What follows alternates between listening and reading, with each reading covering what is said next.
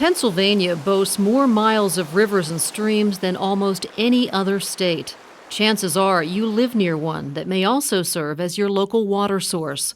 What environmental clues do you look for to find out if your local stream is healthy? The whole idea of the watershed assessment here is to get people down to the water. We want to see what story this water can tell us, this water that's flowing in Shavers Creek here today. This would be a caddisfly casing. Caddisfly larvae typically make a little home for themselves, either out of small pebbles, and that's what we've got here, or sometimes out of small pieces of twigs. So that's a caddisfly larva, another sensitive, and that's good to see. And this one's got 3 tails. Okay, 3 tails, 3 pair of legs, definitely puts it into one of the mayfly categories. The one we have here probably looks most like this one right here. Again, another sensitive, saying that this water quality is fairly good here.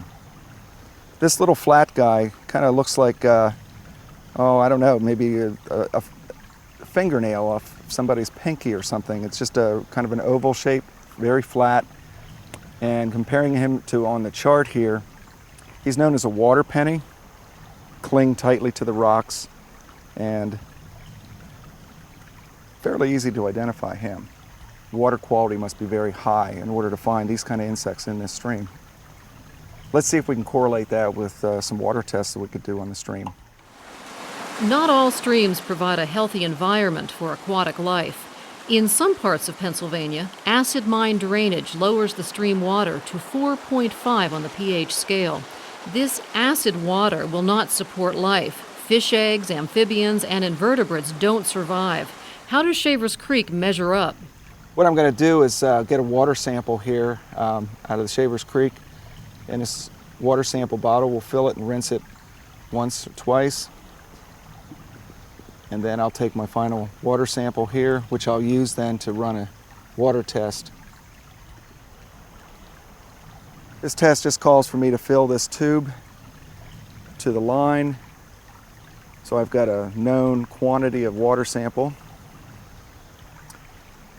To that, I'm going to add 10 drops of a wide range pH indicator. This will turn that water sample a color, and depending on that color, then that will tell us the pH of the water in this stream.